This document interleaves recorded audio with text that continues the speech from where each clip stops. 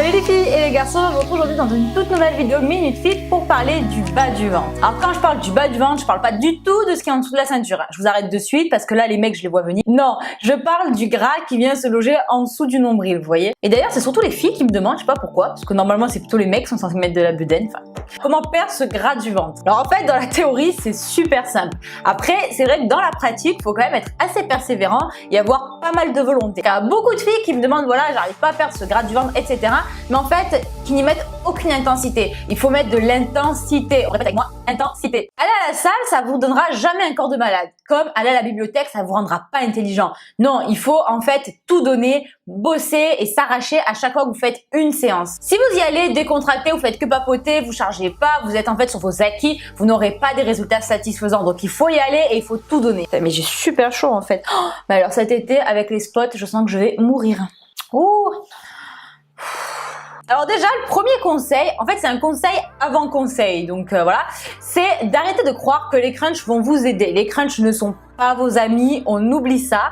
Les crunchs, ça va pas vous faire perdre le gras du ventre, c'est clair et net, il y a des méthodes beaucoup plus efficaces que se taper 500 crunchs tous les soirs, croyez-moi. Si vous voulez perdre du bas du ventre, en faisant un raccourci, en fait, faudrait presque pas travailler vos abdos. Bon, c'est un petit peu court-circuité, mais en gros, c'est pour vous dire que pour perdre le gras du ventre, il faut faire beaucoup d'exos polyarticulaires, notamment comme les squats. C'est des exos qui vont en fait solliciter notamment votre ceinture, on va pas y arriver, Ce sont des exos qui en fait sollicitent beaucoup votre ceinture abdo-lombaire. Donc vous allez solliciter vos abdos, mais surtout en fait vous allez beaucoup dépenser d'énergie pendant l'exercice lui-même parce que c'est des exercices qui sollicitent tout un tas de muscles différents, mais aussi après parce que vous allez continuer à brûler de l'énergie justement après la séance. Donc tu vois, c'est le genre d'exo en fait qui est vraiment double bénéf, un acheté, un offert. Ensuite, ce que vous pouvez faire à intégrer dans votre routine régulièrement, c'est faire du gainage.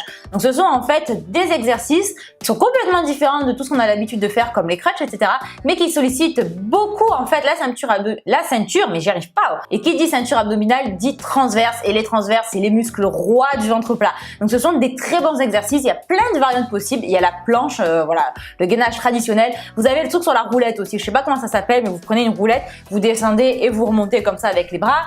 Vous avez aussi tout ce qui va être par exemple commando, ça va solliciter vos abdos, même les pompes en fait. Voilà, c'est ce type d'exo qui va vous faire travailler vos abdos sans que vous en rendiez presque compte. Après, concernant le cardio, puisque je sais que vous êtes toutes fans du cardio quand il s'agit de perdre du gras, je vous conseillerais plutôt de faire du cardio HIIT que du cardio long. Donc c'est vrai que voilà, le cardio, tout ce qui est 1 heure de footing, vous pouvez en faire 1 fois par semaine, mais c'est pas forcément ce qui est à privilégier au maximum, dans le sens où en fait ça va brûler de l'énergie sur le moment, moins après, et surtout ça risque en fait de vous faire fondre vos muscles. C'est vrai que tout ce qui est cardio HIIT, ça va vous faire brûler énormément d'énergie pendant la séance, aussi après, et surtout vous pouvez même prendre du muscle. Après ça va dépendre des exercices que vous allez faire, mais avec certains exos de cardio HIIT, vous pouvez même faire du développement musculaire. Donc c'est vraiment super intéressant. Je crois que tout le monde a vu un petit peu cette photo que j'aime pas forcément beaucoup parce que c'est vrai que ça fait très cliché, mais ça illustre assez bien le mécanisme. Enfin, le dernier conseil, c'est bien évidemment d'adopter une alimentation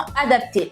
Donc à chaque fois, je vous le dis, je vous le répète, mais s'il y a une chose à faire pour avoir une bonne alimentation, c'est bannir les sucres. Donc quand j'entends sucre, j'entends tout ce qui est IG élevé, sucre rapide, etc. Donc vous le savez, je vous l'ai déjà dit 400 000 fois, je crois, le sucre c'est notre ennemi numéro 1. Ensuite, deuxième conseil vraiment facile à adopter quand on n'est pas hyper calé sur le sujet, c'est de favoriser tout ce qui est végétal de manière générale. Donc favoriser les fruits, les légumes, certains céréales, ça va en fait favoriser votre transit, ça va vous apporter plein de vitamines, de minéraux, etc. Et qui dit bon transit dit ventre plat. Je vous en parle dans cette vidéo, je vous mets le petit lien si jamais ça vous intéresse. Enfin, je terminerai cette vidéo en vous conseillant de rester focus sur vos objectifs, d'être déterminé et surtout d'être patiente et régulière. Les résultats, ça vient pas du jour au lendemain. Ouais les filles et les garçons, je vous fais de très gros bisous. Je vous retrouve dimanche à 17 h pour une nouvelle vidéo fitness qui je pense va beaucoup vous faire rire. Je vous fais de très gros bisous et à très bientôt.